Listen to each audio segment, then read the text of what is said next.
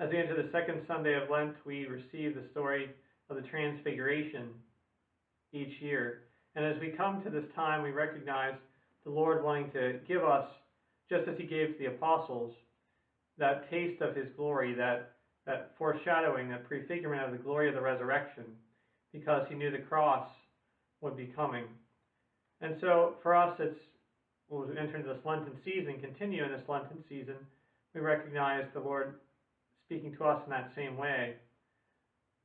I was reading a commentary about Lent that said, Lent is like a bright sadness. And I found that phrase very striking, Lent as a bright sadness.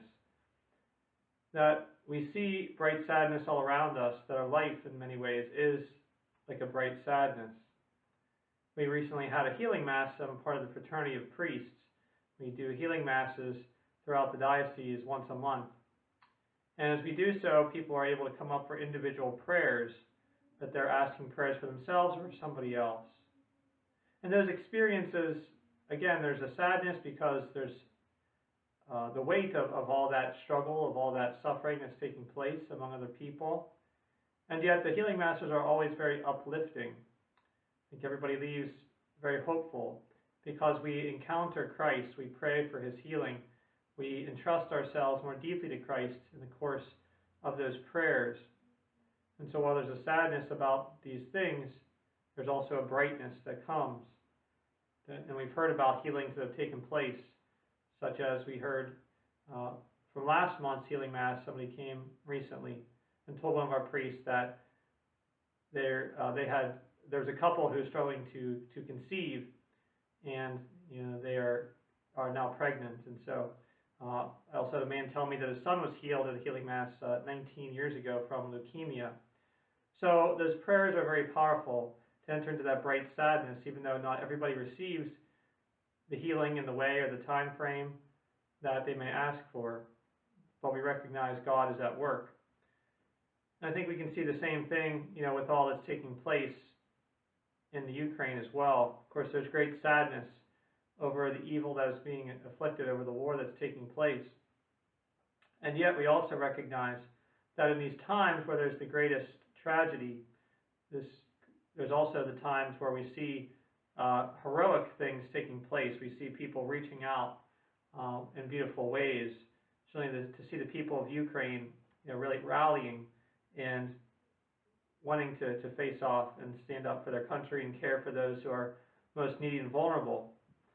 And maybe you've seen the story in the news recently about a priest from our own area, a Ukrainian Catholic priest, Father Jason Sharon, who's at the church in Carnegie, the Ukrainian church there. And he went with a businessman named Alan Sherwood over to Ukraine and was actually able to bring 22 orphans out of Ukraine, out of harm's way, and hoping eventually to bring them to the United States. I think they're in another country like maybe Poland right now, but he's trying in a safe place, but he's trying to get them eventually, hopefully, to the United States to be adopted. And so in the interview that I saw with him, he was speaking about this great reality that he has seen many horrors that have been experienced when they went into Ukraine to rescue these children, and yet he's also seen many beautiful things. He's seen the best of humanity, and he's seen the Polish people caring for so many people, including a group of Polish nuns who are caring for those who are wounded and caring for orphans. And he also spoke about a Jewish rabbi who he knew who saved 125 orphans from Ukraine as well. So when we see this, we see the bright sadness that is a part of life, that is a part of Lent. And we see that certainly in the course of salvation history as well.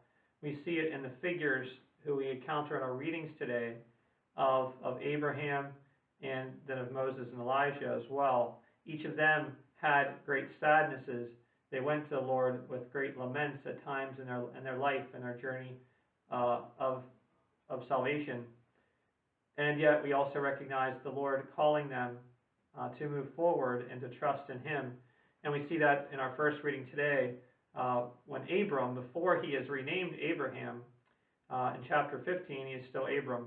And he comes to the Lord and says, he comes with sadness and says, Lord, how do I know that I will possess what you have promised to me? How do I know that I will have descendants and this great nation, this great name will come from my lineage? And what does the Lord say? He says, look to the heavens and can count the stars if you can. Well, what's interesting about the passage is if we look at that context, we recognize it's actually daytime when he says this to Abram, because later on it'll say the sun will fall and night comes upon them. But here it's actually daytime. And so it's a beautiful lesson in trust in the Lord, because, just as Abram knows that there are many stars in the heavens, but he can't see them because it's daytime, so we're called to trust God even when we can't see what the plan is, what God's plan is for us or for our world. We know that he is going to do what he promises, that he will bring salvation and healing to his people. And so it's a powerful lesson in faith. And that brightness, that light, is shown in various times in that passage. As the sun does set, and then Abram cuts the sacrificial animals in half, as God calls him to do, a fire comes down, a light comes down to burn up the sacrifice. And so there's this light in the midst of that darkness that comes. And so as we pray in the psalm today, the Lord is my light and my salvation. The Lord is our brightness. Even when we don't see what the Lord is doing, the Lord's light comes into our lives and into our world. And of course, we see that with the transfiguration story in the gospel today. The Lord's brightness shines through, that there was a hard journey up the mountain for the people of, for the apostles in this case, but for the people of Israel and their salvation story. There's a hard climb up the mountain, and then we have those bright moments like the transfiguration. Then there's also the need to come down the mountain and continue to walk on this journey of salvation with the Lord, which will include, of course, trials and ultimately even the cross itself.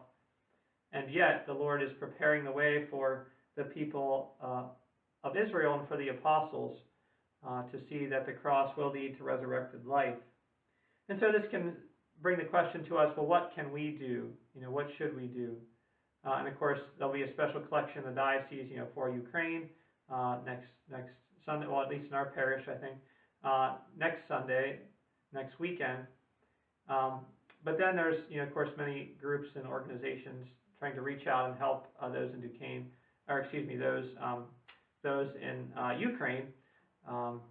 And so that's obviously one way to do it. But again, the interview with Father Jason that took place recently, which I'll post a link to it on the bottom of the description of the video today, he said a few things. Well, what can we do? He said the first thing that we have to do is get rid of those bugs that we call sins. Because if we're serious about stopping bombs, we first have to be serious about stopping those bugs that eat away at our souls. Those bugs are called pride, anger, lust, envy, greed, gluttony, and sloth. Because left unchecked, these lead to bombs. And so the first thing to do is become holy, and he says to become pillars of light, to become the saints that we are called to be. So that's always the first step, and that's why Lent calls us to this time of prayer, fasting, and giving. It's why we must continue to walk the Lord's path and be led by the Lord in the course of our lives to enter into that bright sadness. And just as the apostles entered into that cloud, that dark cloud which caused them to fear, it tells us in that gospel today, we nevertheless recognize the Lord calling and leading them in the light of the transfiguration and off the mountain to follow him. And so our life and our journey through Lent is often a one of bright sadness. And yet it's a call for Jesus, who reveals himself to us, to walk with him and trust in him in a deeper way. So as we continue to walk this Lenten path and continue to ask the Lord to guide us and to open ourselves to him in this time, we recognize that the Lord can shine his brightness, his light into our world, that the cross does lead to the resurrection, that we can continue on this journey with him and to him throughout this Lenten season.